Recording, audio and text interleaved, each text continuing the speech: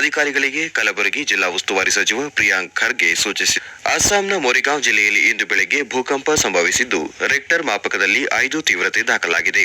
ಗುವಾಹಟಿ ಮತ್ತು ಅಸ್ಸಾಂನ ಇತರೆ ಭಾಗಗಳಲ್ಲಿ ಕಂಪನದ ಅನುಭವವಾಗಿದೆ. ಭಾರತವು ಆಫ್ರಿಕಾದ 4ನೇ ಅತಿದೊಡ್ಡ ವ್ಯಾಪಾರ ಪಾಲುದಾರ ರಾಷ್ಟ್ರವಾಗಿದ್ದು, ದ್ವಿಪಕ್ಷೀಯ ವ್ಯಾಪಾರವು ಸುಮಾರು $100 ಶತಕೋಟಿ ತಲುಪಿದೆ. ಆಫ್ರಿಕಾದ ಸಂಪರ್ಕ ಮತ್ತು ಮೂಲಸೌಕರ್ಯ ಅಭಿವೃದ್ಧಿಗೆ ಭಾರತ ಗಮನಾರ್ಹ ಕೊಡುಗೆ ನೀಡಿದೆ ಎಂದು ವಿದೇಶಾಂಗ ಸಚಿವ ಡಾ. ಎಸ್. ಜೈಶಂಕರ್ ಹೇಳಿದ್ದಾರೆ. ಪಾಕಿಸ್ತಾನದ ರಾವಲ್ಪಿಂಡಿಯಲ್ಲಿ ಇಂದು ನಡೆಯಲಿರುವ ಐಸಿಸಿ ಚಾಂಪಿಯನ್ ಟ್ರೋಫಿ ಕ್ರಿಕೆಟ್ ಪಂದ್ಯದಲ್ಲಿ ಪಾಕಿಸ್ತಾನ ಮತ್ತು ಬಾಂಗ್ಲಾದೇಶ ತಂಡಗಳು ಮುಖಾಮುಖಿಯಾಗಲಿವೆ. ಪಂದ್ಯ ಭಾರತೀಯ ಕಾಲಮಾನ 2:30 ಆರಂಭವಾಗಲಿದೆ. ಬೆಂಗಳೂರಿನ ಎಂ. ಚಿನ್ನಸ್ವಾಮಿ ಕ್ರೀಡಾಂಗಣದಲ್ಲಿ ಇಂದು ನಡೆಯುವ ಮಹಿಳಾ ಪ್ರೀಮಿಯರ್ ಲೀಗ್ ಪಂದ್ಯದಲ್ಲಿ ರಾಯಲ್ ಚಾಲೆಂಜರ್ಸ್ ಬೆಂಗಳೂರು ಮತ್ತು ಗುಜರಾತ್ ಜೈಂಟ್ಸ್ ತಂಡಗಳು ಮುಖಾಮುಖಿಯಾಗಲಿವೆ. ಪಂದ್ಯ ರಾತ್ರಿ 7:30 ಆರಂಭವಾಗಲಿದೆ.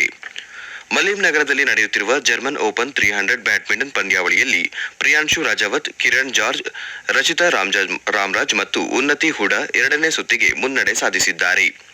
ಮುಂಬೈ ಷೇರು ಮಾರುಕಟ್ಟೆಯಲ್ಲಿ ಇಂದು ಆರಂಭಿಕ ವಹಿವಾಟಿನಲ್ಲಿ ಷೇರು ಸಂವೇದಿ ಸೂಚ್ಯಂಕ ಸೆನ್ಸೆಕ್ಸ್ 232 ಅಂಕ ಏರಿಕೆಯೊಂದಿಗೆ 74,834ರಲ್ಲಿ ವಹಿವಾಟು ನಡೆಸಿದೆ.